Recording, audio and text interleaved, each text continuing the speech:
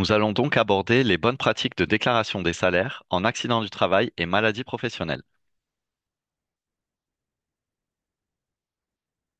Notre support se compose de plusieurs parties. Dans un premier temps, nous aborderons le dernier jour de travail et les éléments du salaire de référence. Dans la deuxième partie, nous nous concentrerons sur le salaire de base suivi d'un point sur les primes et rappels de salaire. La quatrième partie présentera comment déclarer la perte de salaire en cas d'absence. La cinquième partie vous montrera comment se reconstitue l'attestation de salaire. Et enfin, nous ferons un focus sur le signalement DSN et les avantages qu'il présente, puis sur les différents canaux pour nous contacter. Je laisse la parole à Julien. Merci Thomas. Donc dans cette première partie, nous allons voir le dernier jour travaillé, ou DJT, et les éléments du salaire de référence. Dans le cadre des déclarations d'arrêt de travail, il est essentiel d'indiquer la date du dernier jour travaillé. Cette date est stratégique car elle permet de déterminer le point de départ de la période de référence pour l'étude des droits du salarié, le calcul du montant de l'indemnité journalière et le début d'indemnisation par l'assurance maladie. À noter que toute journée travaillée commencée n'est pas indemnisable. Si le salarié a travaillé le matin, puis a été arrêté l'après-midi, cette journée n'est donc pas prise en charge.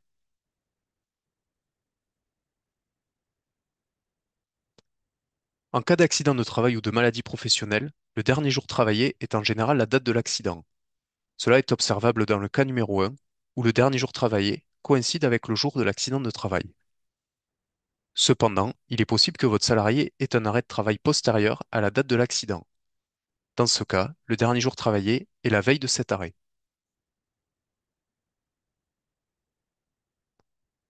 Pour que l'indemnisation soit juste, il faut déclarer les bons éléments de salaire, en distinguant trois cas selon le cadre de l'attestation de salaire. Dans le cadre A, salaire de base, pour un salarié mensualisé, il faudra renseigner le mois précédent le dernier jour travaillé. Par exemple, pour un DJT le 15 juin, on prend le mois de mai. Pour un salarié en activité discontinue, il faudra renseigner les 12 mois précédant le dernier jour travaillé. Dans le cadre B, accessoire de salaire, vous renseignez les primes ou rappels versés avec une périodicité différente sur les 13 mois précédents. Le cadre C, lui, concerne la perte de salaire. Il n'est pas complété que si la période de référence n'a pas été intégralement travaillée. Absence autorisée, par exemple. Nous allons entrer plus en détail sur la façon de bien remplir le cadre A correspondant au salaire de base. Dans le cadre A, on indique le salaire brut soumis à cotisation accident de travail maladie professionnelle du mois de référence. Ce salaire comprend uniquement les éléments liés à l'activité du mois de référence, à savoir le salaire principal, les congés payés, les heures supplémentaires effectuées et payées dans ce mois, et les primes mensuelles dues pour ce mois, comme par exemple les primes d'assiduité et d'habillage. On renseigne également la part salariale, soit 21% du montant brut déclaré.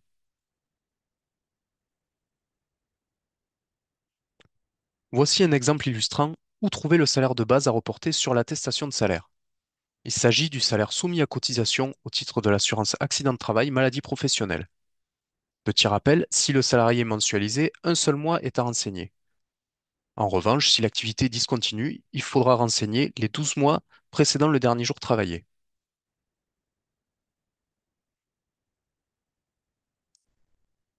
Le cas particulier des heures supplémentaires et modulation du temps de travail.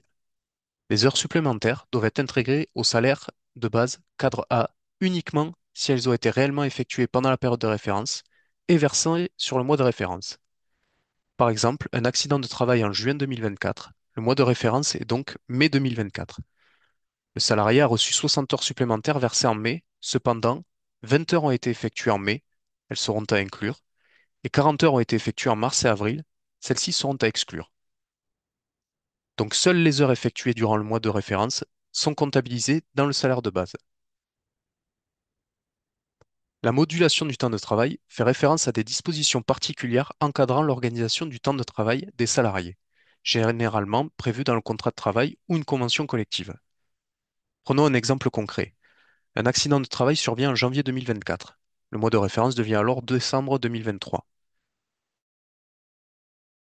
50 heures ont été effectuées dans l'année 2023 et versées en décembre 2023, le montant correspondant doit être inclus dans le salaire de base à renseigner dans le cadre A de l'attestation de salaire.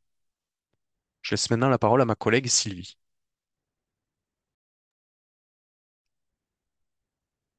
Merci Julien.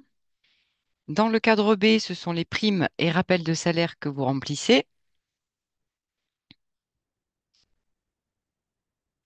Des primes, oui, mais pas n'importe lesquelles. Il s'agit des primes et rappels de salaire avec une périodicité différente de celle du salaire de base, qui sont soumis à cotisation de sécurité sociale accident du travail.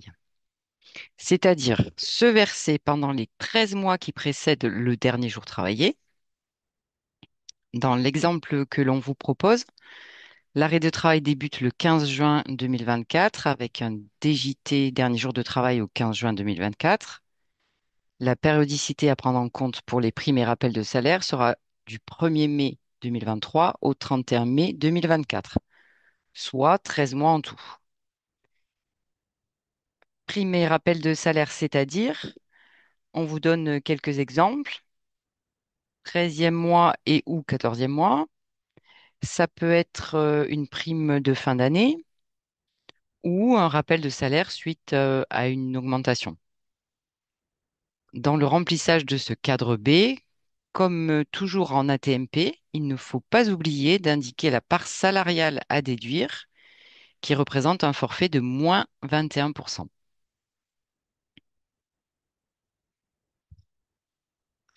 Pour aller plus loin dans notre exemple, je rappelle donc arrêt de travail du 15 juin 2024 et DJT du même jour. Le salaire de référence est le mois qui précède la date du dernier jour de travail du 15 juin 2024, soit le mois de mai 2024. Quels sont les primes et rappels de salaire à indiquer? On a dit tout à l'heure qu'on a indiqué les 13 derniers mois qui précèdent le DJT, donc du 1er mai 2023 au 31 mai 2024. Ici, le salarié a perçu trois primes avec une périodicité différente du salaire du mois de référence qui est le mois de mai 2024, une en juin, une en novembre et une en mars 2024.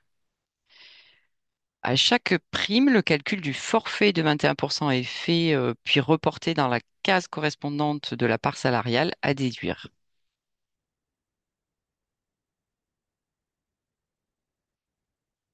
Pour mieux comprendre la prise en compte ou non des primes par la CPAM, il faut savoir qu'il y a plusieurs éléments à étudier. D'abord, la date de versement de la prime, ensuite la période de référence de la prime.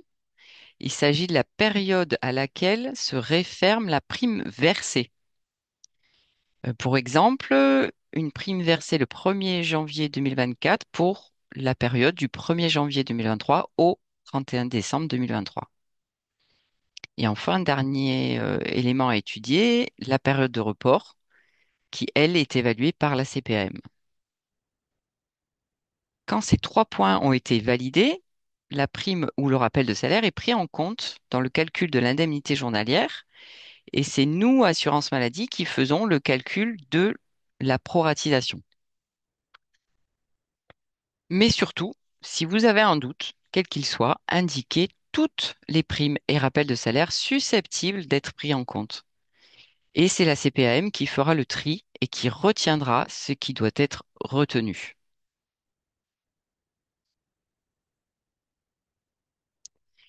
Ce qu'il faut retenir. Dans l'attestation de salaire ATMP, petit 1, vous remplissez la date de dernier jour de travail. Petit 2, vous indiquez les éléments de salaire dans le cadre A liés à l'activité du mois de référence. Et petit 3, vous indiquez toutes les primes et rappels de salaire versés au cours des 13 derniers mois qui précèdent le dernier jour de travail. C'est l'assurance maladie qui prendra en compte ou non les primes indiquées.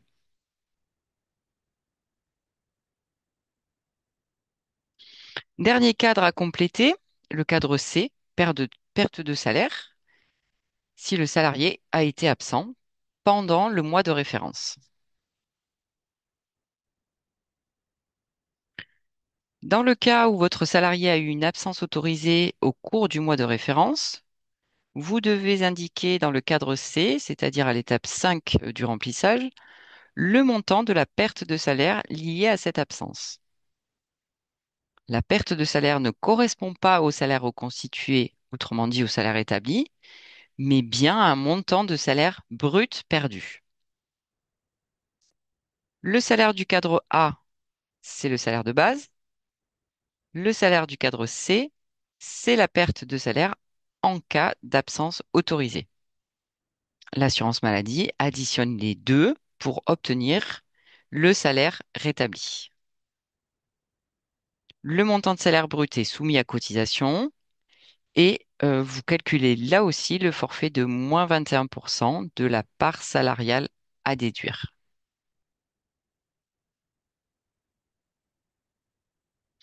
La cinquième partie, pour faire un récapitulatif de tous les éléments présents sur l'attestation de salaire AT-MP.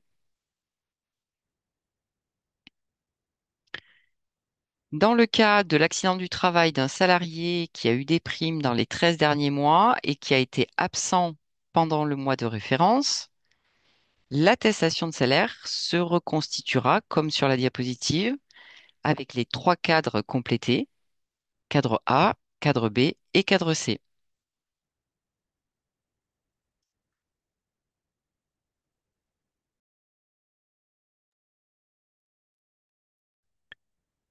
Faisons maintenant un focus sur le signalement DSN. Première chose à savoir concernant le signalement DSN accident du travail, il génère deux attestations qui sont réceptionnées par la CPAM.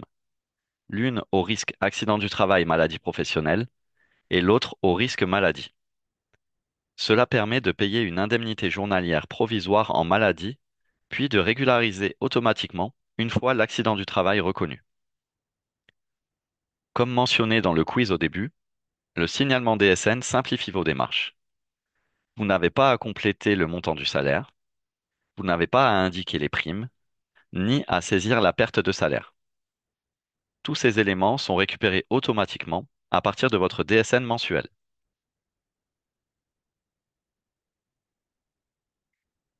Ici, on vous présente un tableau pour vous aider à paramétrer vos primes dans votre logiciel de paye. La ligne 1 correspond au cadre A de l'attestation de salaire, donc le salaire de base et accessoires de salaire de la période de référence. Les primes versées mensuellement rentrent dans cette catégorie, comme par exemple la prime d'habillage ou la prime de transport. Elles sont intégrées dans le salaire brut soumis à cotisation et sont donc renseignées dans le bloc 51 de la DSN, qui correspond aux rémunérations. Les lignes 2 et 3 correspondent au cadre B de l'attestation de salaire. La ligne 2 réfère aux primes liées à l'activité avec une période de rattachement spécifique, telle un 13e mois ou une prime de bilan par exemple. Elles sont à renseigner dans le bloc 52 de la DSN qui correspond aux primes en utilisant le code 27. La ligne 3 correspond aux primes exceptionnelles liées à l'activité avec une période de rattachement sur le mois civil afférent, comme par exemple une prime de productivité ou de performance. Elles sont aussi à renseigner dans le bloc 52, mais avec le code 26. Si besoin, ce tableau peut être adressé à votre éditeur de logiciel de paie afin de l'aider dans le paramétrage.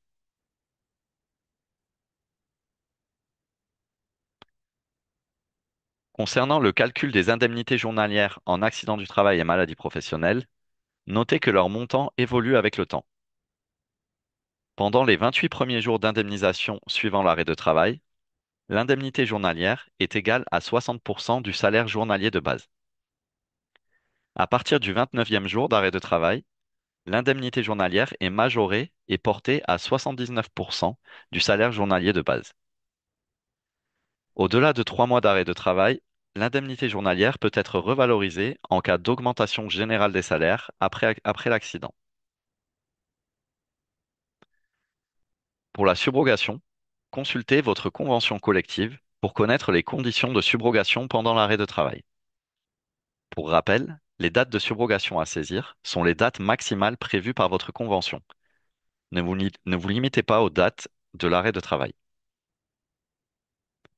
En cas d'attestation rectificative ou annulée remplace, bien reprendre la date de début initial de subrogation. Sinon, cela générera des régularisations à tort. Enfin, à un SIRET correspond un RIB. Veillez à transmettre les mêmes coordonnées pour l'ensemble des dossiers d'indemnité journalière.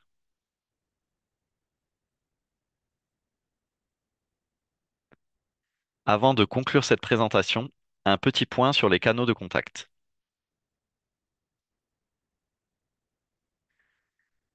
Contactez le 36 79 et l'adresse mail employeur Occitanie pour le suivi de vos dossiers d'indemnité journalière.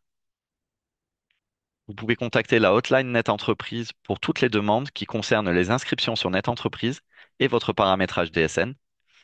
Attention, le numéro a changé, c'est maintenant le 0806 800 700. Vous aurez aussi dans le support le lien Net Entreprise vers la base de connaissances et à droite le lien vers notre site amélie.fr qui est rempli d'informations utiles.